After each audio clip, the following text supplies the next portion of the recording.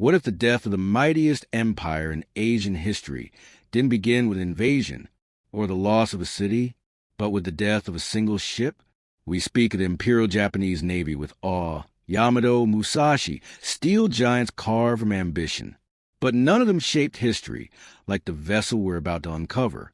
Because the true breaking point of the rising sun wasn't a battleship. It wasn't a fortress. It was a carrier named Akagi. And in just 5 minutes, her destruction sealed Japan's fate long before Tokyo burned, before Midway became a graveyard, before the Pacific became a hunting ground. The Akagi ruled the oceans like a mythical beast. The Japanese called her the Dragon's Nest, not simply because she was powerful, but because only the most elite aviators of the empire dared land on her deck. Her design was a contradiction of brilliance and madness.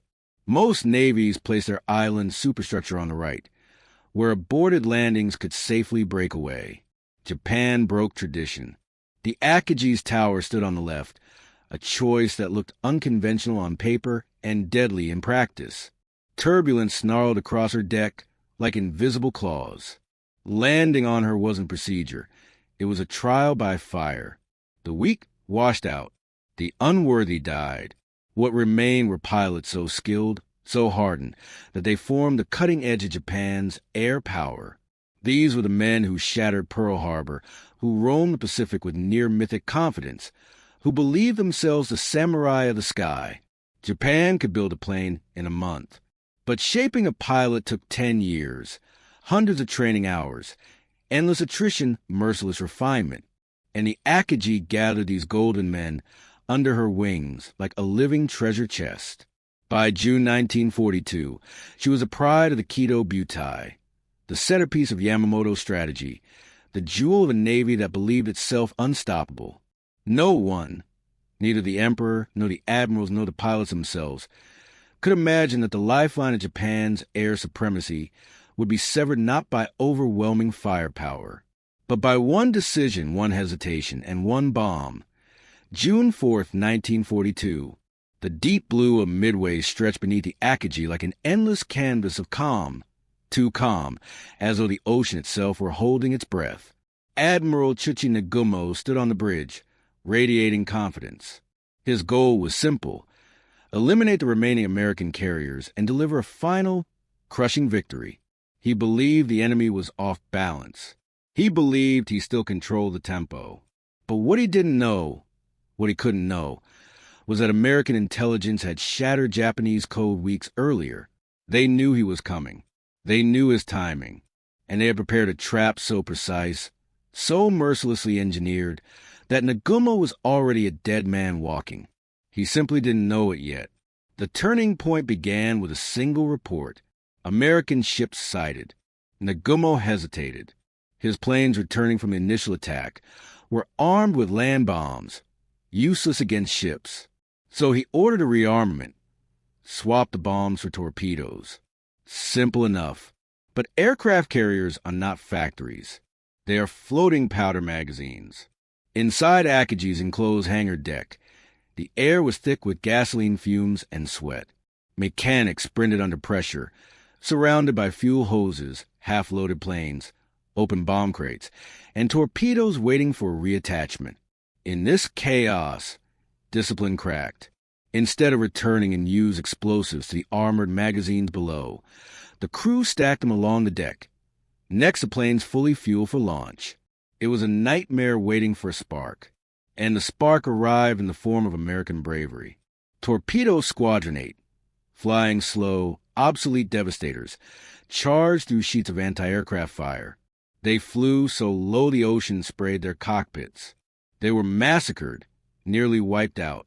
Japanese Zeros dove down, feasting on the easy kills. They were so focused on the slaughter that they abandoned the skies above the fleet. They didn't realize they were taking the bait, because at 10:22 a.m., the sky opened. From 15,000 feet, Lieutenant Richard Best, calm, focused, precise, pushes Dauntless into a screaming dive. The world spun into a blur of wind, heat, and gravity. Below him, the Akagi glowed in the sunlight, her massive red circle a perfect target. Best released one 1,000-pound bomb. Just one. It punched through the flight deck, tore through the central elevator, and plunged into the belly of the ship, right into the nest of gasoline vapor and stacked ordnance. A blinding white sphere erupted. The hangar deck became a furnace. Firestorms raced through the ship faster than men could scream. The flight deck twisted into molten steel. Bulkheads vaporized. Entire sections of crew were incinerated in an instant. Fire suppression systems failed immediately. Damage control was impossible. The Akagi was dying, and no one aboard could save her. But the greatest tragedy was unfolding in the sky above. Dozens of Japan's finest pilots, those 10-year miracles of training, circled low on fuel. They watched their floating home burn. They watched their landing deck disappear. They watched the Empire's hope vanish in smoke. With nowhere to land, they ditched into the ocean one by one. Some survived long enough to be rescued. Most drifted into oblivion. Japan lost a ship that day. But more importantly, Japan lost something it could never rebuild. The moment the 3 American squadrons spotted the Japanese carriers, the Pacific changed. It did not bend slowly, like a tree under wind. It snapped violently, like a steel cable pushed beyond its breaking point. And the sound of that snap would echo for the rest of the war. At 10:22 a.m., Enterprise's dive bombers began their descent. One by one, like metallic hawks folding their wings, they tore downward at nearly 300 miles per hour. Their cockpits rattled. Their instruments screamed. Their vision blurred as the G-forces crushed their lungs. But they kept descending, straight toward the pride of the Imperial Navy. Below them, Akagi was still recovering from the chaos of the rushed rearmament orders. Her deck crews, some barely older than 18, ran through smoke and spilled aviation fuel, pushing torpedoes, bombs, ammunition crates, half-armed planes, and fuel hoses tangled like veins across the deck. A few officers shouted for discipline, but discipline in the face of inevitability is only noise. Commander Takashi Gusa, one of the finest dive bomber leaders in Japan, had once said that a man facing death must not think, must not hope, must not pray. He must simply act. But Akagi had run out of time to act. As the Americans fell upon the Japanese formation, the Zero fighters above were out of position, drawn away chasing earlier torpedo attacks that had failed tactically, but succeeded strategically. They had scattered the umbrella of protection. They had left the carriers naked. The sky above Akagi transformed from orderly formation to pure chaos. Planes twisted, bullets sparked, smoke trailed across the morning sun. But through that chaos, one plane, just one, lined up the shot that would define the next 3 years of the Pacific War. Lieutenant Dick Best. He dove so steeply that even his own wingmen hesitated before following. The wind clawed at his canopy. His oxygen mask stung his face.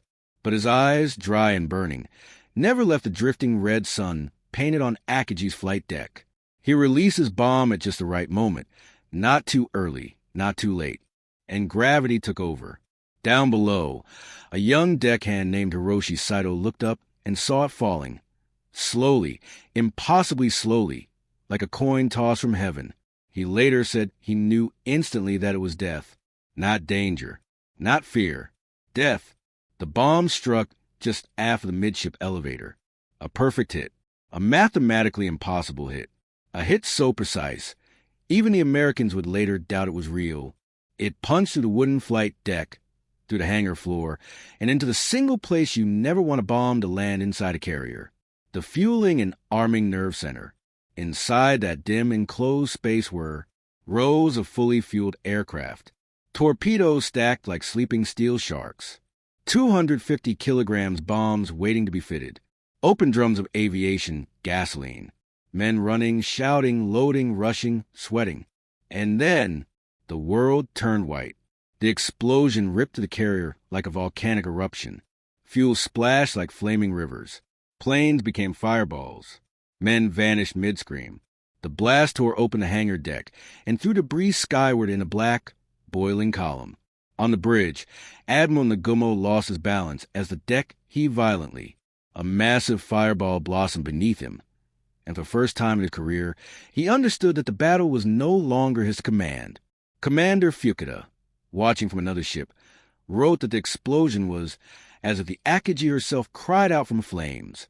He knew instantly the flagship was dying, but the true horror was invisible gasoline vapors. A single spark had ignited not just fuel, but the fumes that lingered everywhere, hidden, waiting, ready. The fire aboard Akagi spread faster than any crew could hope to fight. Hoses melted, pumps failed, steel frames warped from the heat. Men crawled through black smoke looking for exits that no longer existed. Several officers attempted to organize damage control, but the inferno moved faster than human orders. Enclosed hangars turned into ovens. Compartments sealed to stop flames instead became tombs. Survivors stumbled onto the open deck. Clothes burning, hair smoking, eyes blind. The screams carried across the water. Lieutenant Best pulled up from his dive and looked back. He saw the plume rising from Akagi. He saw the panicked movement of the crew. But even he did not realize what he had done. Not yet, because it wasn't just Akagi. In those same 5 minutes, Kaga and Soryu were also struck fatally. 3 carriers, 3 pillars of the Imperial Navy, 3 irreplaceable schools of pilots. The Japanese could not rebuild their losses. America could, and would. By 10:27 a.m., the future of the Pacific was no longer in doubt. The war would continue for years, but its direction had been violently carved in stone. A ship was dying. An empire was beginning to fall. And in the smoke and flames, on a scorched deck surrounded by the bodies of his crew, Captain Aoki of Akagi whispered the words no Japanese officer had spoken since the war began. Prepare to abandon ship. But even that order came too late, because Akagi was not just sinking. She was taking the entire Japanese naval doctrine down with her. 5 minutes, 3 bombs, and the war had changed forever. When Captain Tajiro Aoki finally delivered the order to abandon ship, the word spread across Akagi like an echo no one wanted to hear. The men had spent years training to defend this floating city of steel and honor. They had crossed oceans, fought enemies, and survived storms. But now, the ship that had once launched the attack on Pearl Harbor, the ship that symbolized Japan's soaring power, was dying in front of them. Flames towered above the flight deck like pillars of orange glass. Every gust of wind sent sparks flying across the sea. The heat was so intense it melted paint, blistered steel, and turned ammunition boxes into miniature volcanoes. The carrier's internal compartments roared like a furnace. The smoke was so black, so thick, it didn't drift, it billowed, as if being pumped from the heart of the ship. Men poured out from hatches with faces ash-gray from smoke, some limping, some blinded, some dragging their burned comrades. Others emerged staggering and disoriented, their sense of direction obliterated by explosions below deck. A few sailors remained eerily calm, walking with quiet acceptance reserved for those who had made peace with the inevitable. On the bridge, Admiral Nagumo stood frozen. Moments earlier, he had commanded one of the most powerful carrier groups in the world. Now he watched his flagship writhe in flames. Every decision he had made, every hesitation, every reversal, coiled around him like a rope tightening at the throat. Behind him, an officer shouted reports. Uncontrollable fires, buckling bulkheads, fuel explosions in hangar, flight deck compromised. Each sentence tore another piece from the admiral's soul. The truth was unavoidable. Akagi could not be saved. Below, the fire had found its way into the carrier's aviation fuel lines. These pipes, snaking to the ship like arteries, carried gasoline to every aircraft on board. When flames reached them, they became blowtorches, feeding the inferno instead of resisting it. The hangar had transformed into a cauldron. Aircraft stored inside were now skeletons of smoldering aluminum. Tires burst. Machine gun rounds cooked off in sporadic bursts, crackling like popcorn. The elevator shafts glowed red, pulsing with the heat of the burning decks below. A petty officer emerged from the smoke with his uniform half burned away. He collapsed on the deck and whispered, "The ship is gone," before losing consciousness. No one contradicted him. At 1 p.m., the order was given again, louder, more urgent. to abandoned ship. Men lined the rails. Some prayed quietly. Some saluted. Some wept. And some refused to look back, afraid that seeing their home die would break them. One sailor knelt beside the railing and touched the deck with his palm. He later said it felt warm, like the last heartbeat of a dying friend. Those who couldn't swim were paired with those who could. The injured were carried. The fatally wounded were left with water bottles and quiet words as per naval custom. A few officers remained behind to help lower men into the sea. Captain Aoki stood on the deck until the last of his crew had leapt into the water. From the safety of lifeboats, the survivors watched Akagi's silhouette deform. The one straight lines of her hull sagged. Her flight deck twisted like a broken spine. The rising sun emblem painted on her bow began to flake and curl under the heat. A second explosion tore through the hangar. The shock wave rippled across the water, shaking lifeboats and throwing survivors violently to the side. Aoki shielded his eyes and whispered, "Forgive me." He wasn't speaking to his men. He was speaking to the ship, because to the Japanese Navy, Akagi was not just a vessel. She was a symbol of ambition, of victory, of national destiny. She had brought Japan to its greatest triumphs. And now, she carried the nation into its darkest hour. At 2 p.m., her fires were no longer isolated. They had merged into a single volcanic mass that engulfed nearly the entire ship. The flames reached 200 feet into the sky. Even enemy aircraft miles away reported seeing the plume. The ocean boiled beside her hull. Oil slicks shimmered with rainbow reflections amid the smoke. Aoki knew she could not be allowed to fall into enemy hands. Worse, she could not be allowed to explode uncontrollably and kill the men still in the water. The call went out to prepare for scuttling operations. Destroyers approached cautiously, their hulls buffeted by heat waves.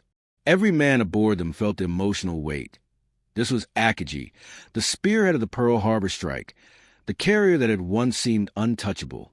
To put a torpedo into her was like executing a wounded emperor. But war has no space for sentiment. At 4:30 p.m., the destroyer Arisher moved into position. Her torpedo tubes were aligned with the burning hulk. The crew fell silent. Some lowered their heads. Some looked away. One sailor later wrote that he felt like he was killing his own mother. The officer gave the order. 2 torpedoes leapt into the sea. They struck Akagi's port side with a dull, thunderous crack. Water rushed into the hull, quenching some flames but fueling others as volatile fumes ignited. The carrier listed, groaning like a creature in pain. Her bow dipped. Her stern rose. The deck tilted toward the waves. For a moment, just a moment, she seemed to resist, as if some final instinct urged her to remain afloat, to continue fighting, to defy the inevitability forced upon her. But steel has limits. Even legends must obey the laws of physics. Slowly, majestically, and horrifyingly, Akagi began her final descent. Her bow slipped beneath the waves first. Water surged through open hatches and ruptured bulkheads. Air escaped in great, bubbling roars. The rising sun on her hull disappeared beneath the ocean with a hiss. Her stern rose high, exposing the screws. The ship tilted, paused, and then plunged violently into the deep. A tremendous column of steam erupted as the burning metal met the cold sea. The ocean swallowed the flagship whole, and with her, it swallowed the confidence of the Imperial Navy. The men in the lifeboats wept. Hardened sailors, veterans of Pearl Harbor and Ceylon, covered their faces. Officers muttered prayers. Some whispered the names of friends lost below deck. Others stared at the horizon, numb. One survivor later said, "It felt as if Japan itself had sunk, and, in a way, it had, because the loss of Akagi was more than the destruction of a ship. It was the death of an entire military doctrine. Japan had trained carrier aviators at a rate too slow to replace them. They had built carriers too precious to risk and too irreplaceable to lose. They had designed doctrines assuming they would always strike first. But Midway flipped every assumption. It wasn't just that Japan lost 4 carriers. It wasn't just that they lost their best pilots. It was that they lost time, the one resource America controlled better than anyone. For while Japanese shipyards struggled to lay keels, America was already producing new carriers faster than they could be sunk. New pilots, new air groups, new tactics. A factory of war that never slept. And so, when Akagi slipped beneath the waves, another reality slipped in to replace her. Japan would never again control the skies. Her loss was not simply a tactical disaster. It was a strategic death sentence. The empire did not yet know it, but history did, and history would remember June 4th, 1942 as the day Japan stopped advancing and began retreating forever. Long after Akagi vanished beneath the Pacific, long after the flames died and the ocean cooled, the shock of her loss continued to ripple through the Japanese empire. It traveled from the smoking waters of Midway to the Admiralty in Tokyo, where officers stare at maps that no longer made sense. It reached naval academies where instructors stood silent before classes of cadets who suddenly had no future. It reached airfield where pilots realized that the men they had admired, the elite flyers of Akagi, Kaga, Soryu, and Hiryu, were gone forever. For Japan, Midway wasn't simply a naval defeat. It was an identity crisis. For decades, the Imperial Navy had believed it was untouchable. Its traditions were ancient. Its discipline was legendary. Its officers were taught from youth that Japan's warriors could overcome any obstacle through spirit, sacrifice, and will. But no amount of spirit could replace aircraft carriers. And no amount could replace the 3,000 men lost that day. America could build new carriers. Dozens of them. Japan couldn't. Not fast enough. Not at all. In the months after Midway, the consequences grew sharper. The new American carriers, Essex, Lexington, Bunker Hill, Yorktown II, began rolling out of shipyards like thunder from a gathering storm. Each was larger, tougher, and deadlier than anything Japan could field. Each carried new pilots trained in modern, aggressive tactics. Each represented a future Japan could no longer prevent. And all of it, the industrial avalanche, the shift in momentum, the collapse of Japanese air power, started with the death of Akagi. By 1944, the effects were unmistakable. At the Battle of the Philippine Sea, an entire generation of Japanese pilot trainees was wiped out in what historians would call the Great Marianas Turkey Shoot. The Japanese launched hundreds of aircraft. Almost none returned. The skill, precision, and elite professionalism that once defined the Imperial Navy were gone, buried at Midway, alongside the men who had embodied them. Meanwhile, American task forces grew so large they darkened the horizon. Waves of fighters, bombers, and torpedo planes lifted from decks that stretched across entire miles of ocean. Japan, once a master of naval aviation, now faced an enemy that could outproduce, outnumber, and outlast it in every category. By the time Yamato sailed on her final suicide mission in 1945, she carried no real purpose, no strategy, no hope. She was a monument gliding toward her grave, escorted by a shadow of the fleet that had once dominated Asia. And the irony was bitter. Yamato, Japan's greatest battleship, sailed into death because Japan had already lost the only thing that could have saved her, air superiority. And that, too, had died with Akagi. The ship that launched the attack on Pearl Harbor had become the ship that sealed Japan's fate. But there is something haunting, almost poetic, in the way Akagi went down. She did not capsize like Kaga. She did not explode like Soryu. She did not sink in angry defiance like Hiryu. She slipped beneath the ocean with the dignity of a warrior who knows his time has passed. Her survivors would later say she died beautifully, not because her end was gentle, far from it, but because she carried herself like a flagship until her final moment. When the waves closed over her bow, an era closed with it, and the world that emerged afterward, the world of massive fleets, overwhelming air power, and industrial dominance, was an American world. History is rarely changed in an instant, but on June 4th, 1942, it was, in 5 violent minutes, a single ship, and everything she represented was erased. Akagi may have burned only for a day, but her shadow stretches across the entire Pacific War.